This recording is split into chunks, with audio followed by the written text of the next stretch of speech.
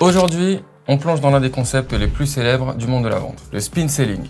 Alors non, il ne s'agit pas de faire tourner les gens en bourrique, bien que ce soit une méthode qui pourrait bien vous aider à faire tourner les ventes en votre faveur. Vous vous demandez peut-être ce que spin signifie et pourquoi tout le monde en parle après tant d'années. Accrochez-vous, car à la fin de cette vidéo, vous comprendrez comment cette méthode a révolutionné la vente complexe et surtout comment vous pouvez l'appliquer pour booster vos performances commerciales.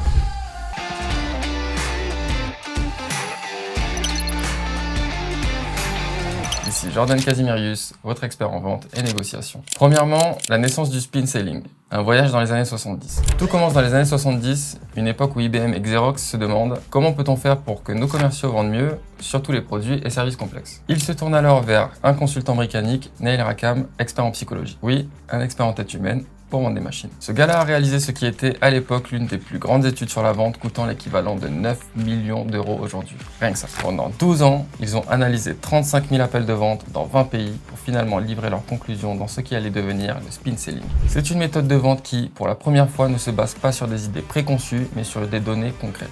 En gros, Rackham montre que ce qui fonctionnait pour les petites transactions ne s'appliquait pas du tout à la vente complexe. Il fallait une méthode différente. Et c'est là que le spin entre en scène. Deuxièmement, qu'est-ce que le spin? Spin est un acronyme pour les 4 types de questions posées lors d'une conversation de vente. Situation, problème, impact, nécessité. Need payoff en anglais. Et croyez-moi, ce n'est pas juste une série de questions basiques. L'objectif est de conduire la discussion de manière logique et d'aider le prospect à prendre conscience de ses vrais besoins, tout en évitant de lui faire subir un interrogatoire digne d'un film policier. Le but ultime, faire en sorte que le prospect soit celui qui demande à acheter. Et oui, c'est tout l'inverse de la vieille école du always be closing. Ici, pas besoin de pousser la vente. Avec Spin, on amène le prospect à réaliser par lui-même que la solution que vous proposez est indispensable. Troisièmement, les questions de situation. Posez le décor sans endormir le prospect. On commence avec les questions de situation. Vous savez, ces questions qui permettent de poser le contexte. Quels outils utilisez-vous actuellement? Depuis combien de temps êtes-vous dans ce secteur? Mais attention, ne tombez pas dans le piège du trop de questions tue la vente. Personne n'aime être bombardé de questions évidentes dont la réponse aurait pu être trouvée sur LinkedIn. L'astuce ici, c'est de montrer que vous avez fait vos devoirs. Commencez par une info que vous connaissez déjà, puis enchaînez avec une question pertinente. Par exemple,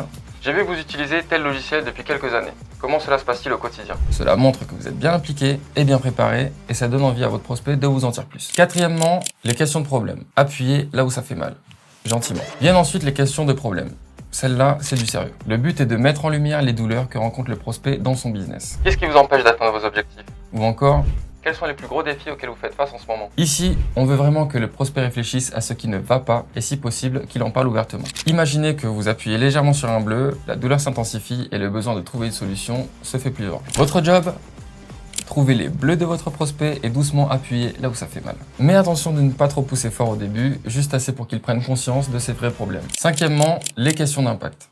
Mesurez les conséquences. Après avoir découvert les problèmes, il est temps de voir quel impact ces problèmes ont réellement sur son business. Demandez par exemple, si ces problèmes persistent, quel impact pourrait-il y avoir sur vos résultats? Ces questions permettent de mesurer les dégâts et d'évaluer la gravité de la situation. Le but ici, c'est que votre prospect réalise que les problèmes qu'il rencontre ont un coût, que ce soit en temps, en argent ou en stress. C'est là que la prise de conscience atteint son paroxysme. Lorsque votre prospect se met à penser « Ok, ce problème me coûte vraiment cher », c'est là que vous commencez à marquer des points. Sixièmement, les questions de nécessité, la cerise sur le gâteau. Enfin, on arrive aux questions de nécessité. C'est là que vous faites rêver votre prospect en lui montrant ce qu'il pourrait gagner en résolvant son problème. S'il ne le fait pas de lui-même, posez-lui une question projective. Quel bénéfice voyez-vous à résoudre ce problème? Ou encore, si ce problème disparaît, qu'est-ce qui changerait dans votre quotidien? C'est un peu comme lui faire miroiter un avenir meilleur. Et là, il commence à se projeter. Si seulement ce problème était réglé, je pourrais enfin...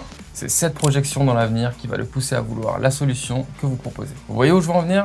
Vous n'avez même pas encore parlé de votre produit et pourtant le prospect est déjà prêt à acheter. Septièmement, les limites du spin selling.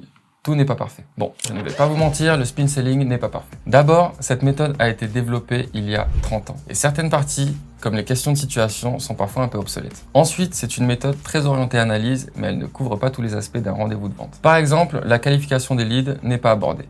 Et enfin, spin a ses racines dans une culture de vente très américaine, ce qui ne correspond pas toujours à nos façons de faire ici en Europe. Mais ne vous inquiétez pas, avec quelques ajustements, cette méthode peut être un atout puissant dans votre arsenal de vente. En conclusion, vous avez désormais une vue d'ensemble de la méthode spin selling. C'est une méthode qui a prouvé son efficacité pour les ventes complexes et qui reste toujours d'actualité. Alors, prêt à la tester? Entraînez-vous, ajustez-la à votre style et voyez les résultats. Et comme toujours, N'oubliez pas de vous abonner à cette chaîne si ce n'est pas déjà fait et cliquez sur le lien en description pour rejoindre l'élite de la vente avec Graines de Closer. A très vite pour encore plus de techniques de vente pour faire la différence.